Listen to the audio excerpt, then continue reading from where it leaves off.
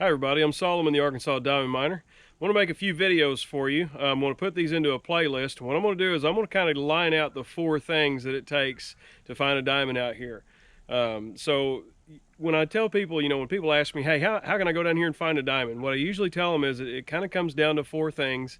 It's method, material, volume, and identification. So I'm going to go ahead and make a video on each one of those. If I did them all into one big video, it would take like 2.5 hours or something. So what I'm going to do is I'm going to break this into like 4 videos, put them all in a playlist. It's easy to find for you on my channel. If you go to the Arkansas Diamond Miner, hit the playlist tab, you'll see all the different playlists I've got in there. So I'm going to go ahead and get started on the first one. What I'm going to do today is I'm going to go out here and look at material. So I'm already out here, as you can see behind me. I'm already out here at the diamond mine. One of the biggest things you're going to want to do is when you get out here is you want to find the right material. There's some stuff out here that's better than others, and there's some stuff that's already kind of concentrated by water from rains we've had previously and stuff like that. So I'm going to go out here and walk around and see if I can find some good examples to show you, and may go ahead and bucket some of it up and run it while I'm here today. All right, so most of the time when you're out here, you're going to want to look, if you're doing wet sifting, what you're going to want to do is you're going to want to come out here and look for places where water has kind of concentrated some of the heavier material. So they plow this into furrows, and within some of these furrows there are little channels that have cut through where the water has been running off, and I'm standing right in front of a pretty good one right here. Let me show you this real quick and I'll show you what I'm talking about. All right, so this little channel is just kind of cut through right here. It's not far from the wash station, but you can see there's kind of pieces of gravel that are built up, and some of it along the edges a little bit heavier. There's a lot of good gravel right in there, so that wouldn't be too bad. So as you kind of follow that along, you see it gets some even bigger stones and stuff mixed in there. That looks pretty good. I'm going to look around a little bit, see if I see anything that looks better to me than that. It's not too bad. I wouldn't say definitely not, but there just might be something better. All right, so one of the things you really don't want is to come out here and try and get stuff that's not broken down. The original lamprite that's still, you'll kind of know it when you dig into it. It's not loose like dirt. It's kind of spongy and tough, and it comes apart in lumps and stuff like that.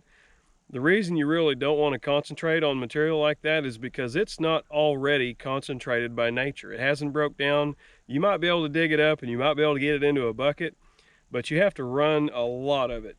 One of the ways that I guess when they prospect for diamonds and they find something that's diamond bearing, they call it carat per 100 tons.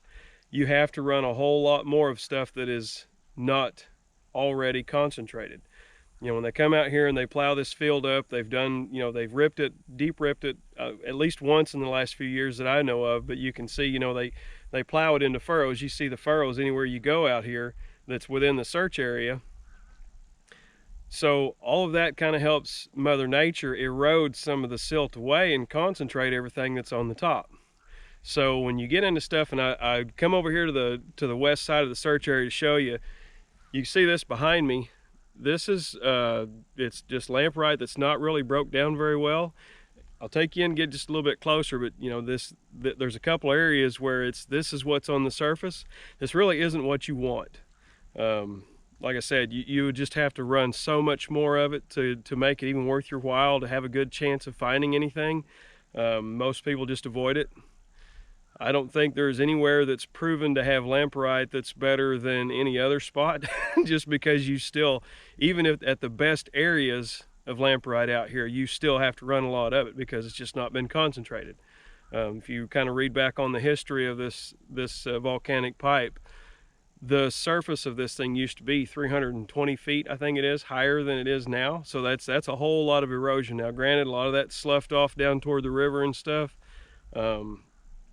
But what's here and is on top and is loose has already eroded. It's degraded and broken down lamprite, and it's had a lot of the silt washed out of it by the rains and stuff like that. So, but yeah, I'll show you this lamprite behind me that's not really broke down yet. All right, so you can kind of see this stuff you know, it's kind of dirt on top, but once you get down into it, it's kind of tough. You know, I'll get a pickaxe or a shovel or something and maybe try and chip some of that out, but you know, it's not loose. It's not broken down very well yet. So getting into stuff like that, you know, this is kind of a bank, and you can see how this bank is kind of, you know, the sides of it are kind of cut down. That's how much erosion is taking place in this area. Oh, there's a good big old slab of agate right there. Somebody dropped that out here. That's pretty cool.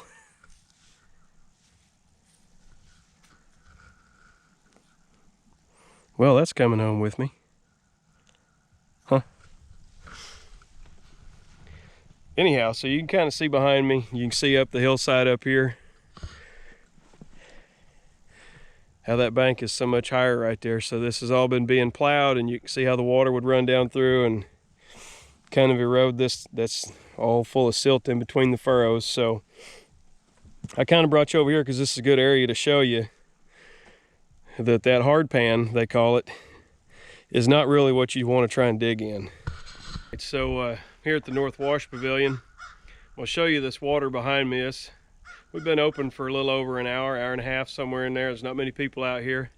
I'll show you how cold it got out here last night. That water is iced over.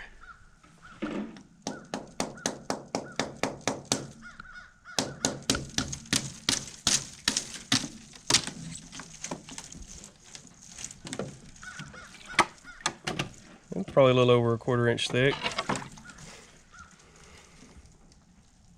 Going to make it fun to wash material. So I'm over here in the east drain. This is the part that's when you walk into the search field. This is right down to the left. You see that culvert behind me. That's the part, the entrance to the search area from the Diamond Discovery, and there's the boot wash right over there behind me. Anyhow, so this is where a lot of people will come and get real good material. A lot of this area is plowed so that it drains into this drain that you can see right here. So this runs all the way out the end of the park into the search area. There's a lot of woods and stuff out through there, and it goes all the way down to the river, down to the Little Missouri. So this has almost always got some gravel in it. I usually like to go kind of at least halfway down from the culvert to the out of bounds. It seems like the gravel's just a little bit better down there. You can see kind of gravel that's built up right there. That looks pretty good. Wouldn't mind putting that in a bucket. See some of this right here. That looks pretty good too. I wouldn't mind having that. But I still want to kind of walk around a little bit and put the time in to see if I can find anything that looks a little bit better. And these furrows, they all drain into this. So that's where a lot of this gravel comes from. As that, you know, when every time we have a rain down here, it erodes these a little more and a little more. Actually, you can see the hard pan sticking out in a couple spots. I think there's some right there. That's the stuff you don't want. It's good. It's good to scratch a hard pan. Get everything, you know, get the material down just as close off of it as you can.